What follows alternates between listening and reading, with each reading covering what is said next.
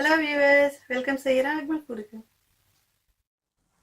வாங்க இன்னைக்கு பார்க்கலாம் ரொம்பவே காரசாரமான பூண்டு சட்னி எப்படி செய்யறதுன்னு. இது வந்து ரொம்ப ஹெல்த்துக்கு நல்லா இருக்கு. பார்க்கலாம். அடுப்புல pan வச்சிருக்கேன். நான் 1 டேபிள் ஸ்பூன் எண்ணெய் இதல போட்டுக்கிட்டேன். எண்ணெய் நல்லா காஞ்சிடுச்சு. நான் வந்து பூண்டு சட்னிக்கு எடுத்தேன் வரமிளகாய் ஒரு 10 ல இருந்து 12 வரமிளகாய் எடுத்துர்க்கேன். இது காரமா இருந்துச்சுனா நீங்க கொஞ்சம் கம்மி பண்ணிக்கலாம். இது வந்து நம்ம பொன்னுருவலா கொஞ்சம் வறுத்து எடுத்துக்கலாம். மிளகா பொன்னுருவலா ஆயிடுச்சு. இப்போ நம்ம எடுத்துக்கலாம். இப்போ அதே எண்ணெயில மிளகா வறுத்த எண்ணெயிலே நம்ம வந்து பூண்டு வறுத்துக்கலாம். நான் வந்து ஒரு 25 பல்லு எடுத்துருக்கேன் பூண்டு.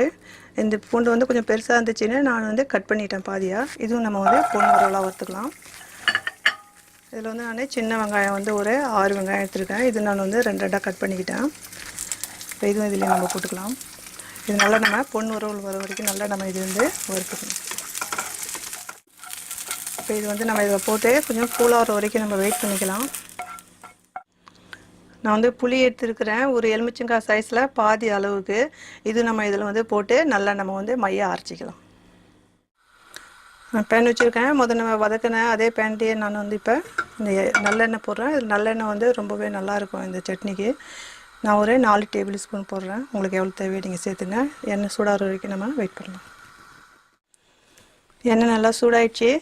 நம்ம இப்போ வந்து இதில் கடுகு ஜீரகம் போட்டுக்கலாம். உளுந்து கொஞ்சம் போட்டுக்கலாம்.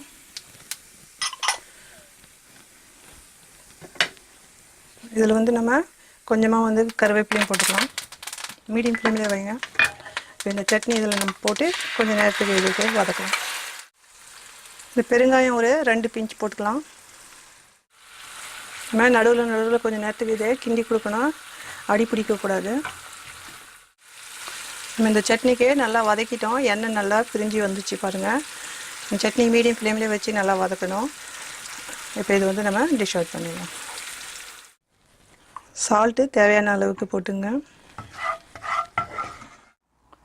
ரொம்பவே டேஸ்டியான பூண்டு சட்னி ரெடி ஆயிடுச்சு. இதில் காரம் அதிகமாக இருக்குன்னு நினச்சிங்கன்னா காரம் கம்மி பண்ணிக்கோங்க. இந்த வீடியோ லைக் பண்ணியிருந்தீங்கன்னா லைக் பட்டனுக்கு ப்ரெஸ் பண்ணுங்கள். லைக் பண்ணுங்கள், ஷேர் பண்ணுங்கள், மறக்காத சப்ஸ்கிரைப் பண்ணுங்கள். தேங்க்யூ ஃபார் வாட்சிங்.